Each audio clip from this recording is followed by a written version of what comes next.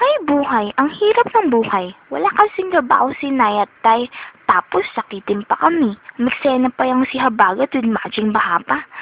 Bakit ba ganito sa Pilipinas? Yoko na? Ayoko na! Ako ang tutulong sa'yo. Lipad lang naman alam mong gawin eh. Pre, kami dyan. Kami ang solusyon sa problema mo. Smart change in our community. Maraming trabaho. May kalidad na edukasyon. Zero waste management. At serbisyong pampubliko at resolusyong kailangan para sa bayan. Adrian Ocampo. Cecil Manrique. Tim Carino. Francis Molot.